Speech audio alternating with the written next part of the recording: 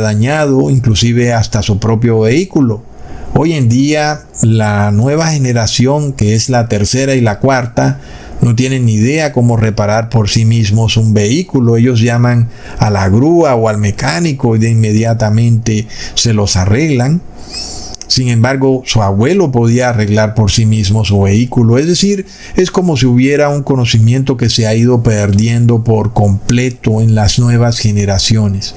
Y luego vemos precisamente el concepto del que hablamos al inicio del video, que las nuevas generaciones se olvidaron de lo que significa una república, de lo que significa la libertad de conciencia, los derechos humanos.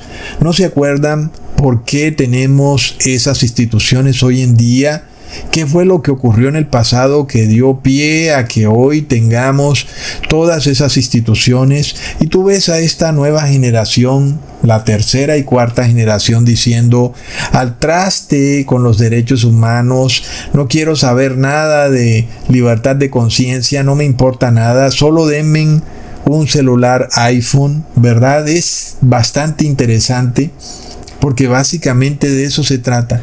Son personas que lo han olvidado todo. Es como si tuvieran algo atrofiado en sus mentes. Y también podemos ver el concepto en el cual su educación está llena de mentiras, de falsos libros de historia, de noticias falsas, de fórmulas de física falsas, de relatos de historia inventados por masones para mantener vivo el fervor nacional. Es decir, es como si la educación fuera de mal en peor cada día. Y es algo muy, pero muy curioso, porque es como un efecto bizarro, ¿verdad? En donde todo se olvida.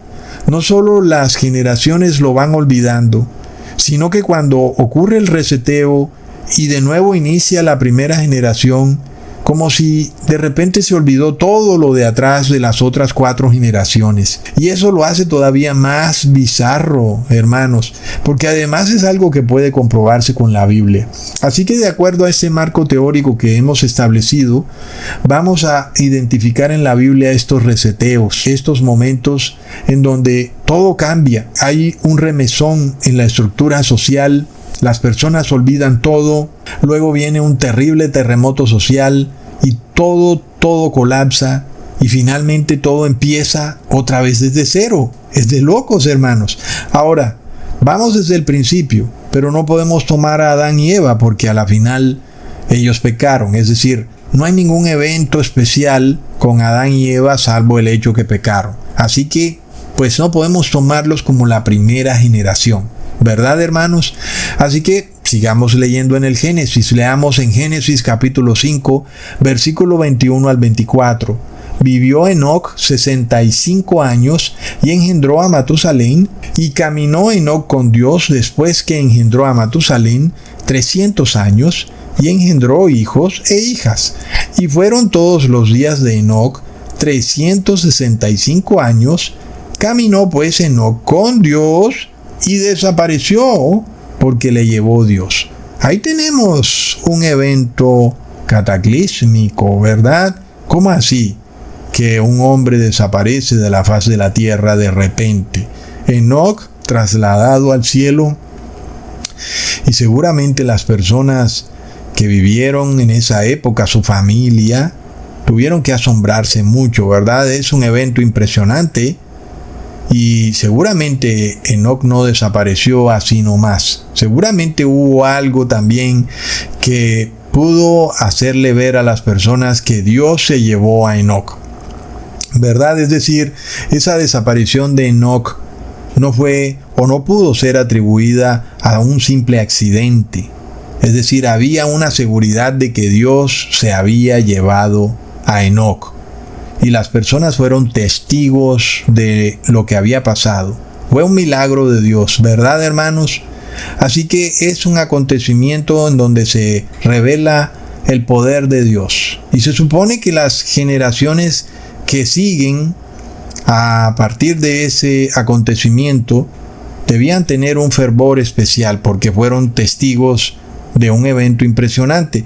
Debían arrepentirse de sus pecados, sabiendo que Dios vive y habiéndolo ellos confirmado como testigos presenciales. Sin embargo, pasó exactamente lo contrario, es decir, se fueron olvidando progresivamente de todo lo que ocurrió, inclusive de Dios. Así que empezamos el conteo con la primera generación, que fue Matusalén, el hijo de Enoc. Él estaba vivo cuando Enoc fue trasladado al cielo.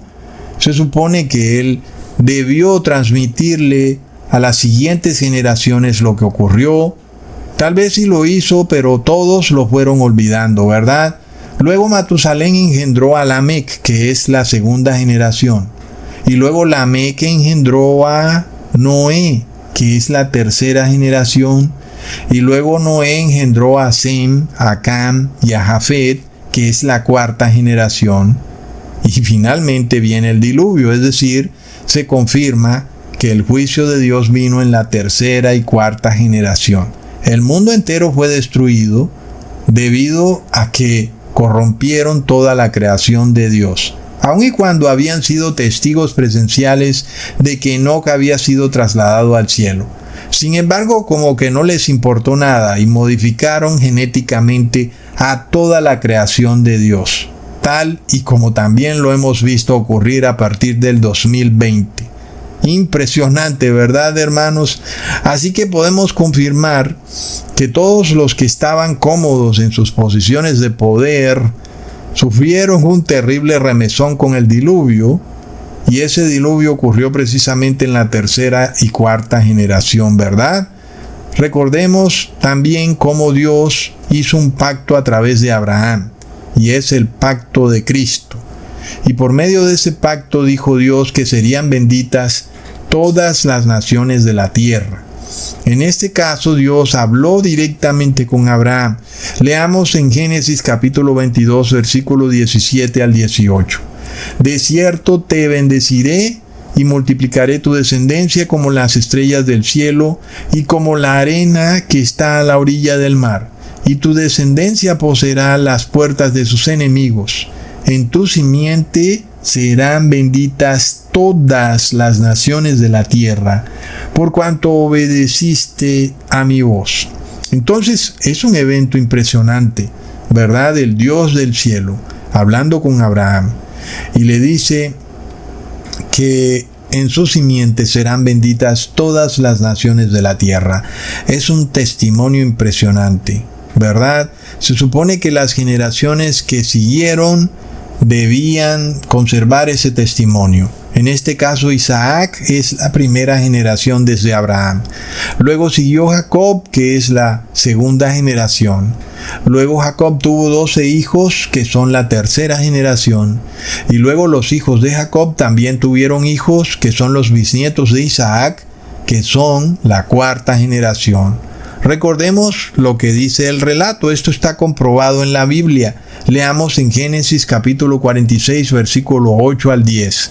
Y estos son los nombres de los hijos de Israel que entraron en Egipto: Jacob y sus hijos, Rubén el primogénito de Jacob, y los hijos de Rubén, Hanoc, Falú, Hezrón y Carmi. Y los hijos de Simeón, Yemuel, Yamín, Ohad, Jaquín, Zoar y Saúl, hijo de la cananea. Y sigue asimismo relatando todos los hijos de Jacob. Así que nosotros podemos ver que precisamente en la tercera y cuarta generación ocurrió un juicio. Un juicio porque los hermanos de José fueron bastante malos. Lo vendieron a él como esclavo a una banda de ismaelitas, sabiendo ellos precisamente el pacto que Dios había hecho con Abraham, el cual decía: en tu simiente serán benditas las naciones, y sobre todo que José les había comentado que había tenido 2 sueños, y sus sueños eran bastante curiosos, porque parecían revelar el mismo pacto que Dios había hecho con Abraham. Sin embargo, los hermanos de José se molestaron terriblemente, y en vez de ponerse felices porque los sueños de su hermano confirmaban ese pacto que Dios había hecho con Abraham, hicieron todo lo contrario. Se enfurecieron en contra de José. Así que por eso vino sobre ellos una terrible hambruna, y Jacob y sus hijos, con sus nietos, tuvieron que abandonarlo todo para ir a buscar alimento a Egipto. ¿Qué pasó ahí? Estamos en la tercera y la cuarta generación y de repente olvidaron todo. ¿Y cómo es que olvidaron la promesa de Dios? ¿Cómo es que olvidaron todo lo que Dios le dijo a Abraham, verdad? Es como cuando se olvida todo lo que te enseñaron tus padres y abuelos, ¿verdad, hermanos? Por eso sobre ellos llegó la ira de Dios, llegó una terrible hambruna. Y cuando Jacob llega a Egipto, entonces vemos el inicio de un nuevo ciclo.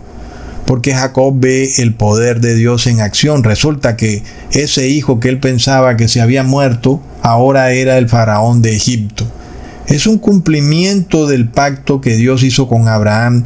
Impresionante, ¿verdad? Casi imposible de creer. Es decir, como ya se los he revelado en la cronología reparada por Ecusatón. Este relato de José es totalmente cierto y literalmente también ahora lo estamos confirmando con este ciclo de tercera y cuarta generación. Y viene luego un reseteo. El reseteo ocurre cuando Jacob tiene que irse de su tierra para entrar a Egipto y se tuvieron que olvidar de todo lo que había atrás en su tierra. Ahora eran habitantes de Egipto. Jacob con sus hijos y sus nietos. Pero recordemos lo que Dios ya le había dicho a Abraham. Leamos en Génesis capítulo 15, versículo 16. Y en la cuarta generación volverán acá, porque aún no ha llegado a su colmo la maldad del amorreo hasta aquí. Entonces Dios le dice a Abraham, mira, en la cuarta generación volveré a juzgar a la nación de Egipto, al amorreo, y al pueblo de Dios, al pueblo hebreo. Impresionante. Y ya se había cumplido la cuarta generación cuando Jacob llegó a Egipto. Y de nuevo se inicia un ciclo. Así que si en aquellas épocas alguno de los nietos de Jacob era estudioso de la profecía, lo único que tenía que hacer para saber cuándo el pueblo de Dios saldría de Egipto al desierto era contar las 4 generaciones. Eso era lo único que tenía que hacer, ¿verdad, hermanos?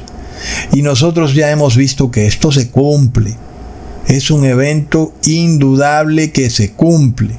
Pero aquí vemos algo adicional, hermanos. Desde que Jacob llega a Egipto, hay un gran reseteo. Todo inicia de nuevo. Y es algo impresionante. Leamos en Génesis capítulo 47, versículo 7. También José introdujo a Jacob su padre y lo presentó delante de Faraón, y Jacob bendijo a Faraón.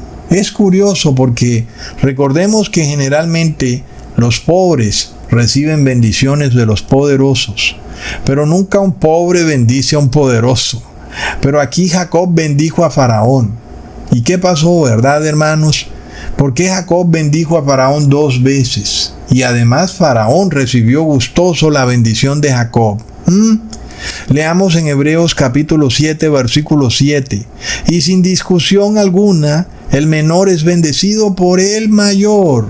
Es una regla, pero aquí parecía lo contrario, que el menor bendecía al mayor, siendo el menor Jacob. Sin embargo, la realidad es que la regla nos dice, el menor es bendecido por el mayor. Esa es la regla. Y en este caso, el verdadero mayor no era el faraón. El faraón tenía riquezas, pero Jacob tenía promesas. Así que el verdadero mayor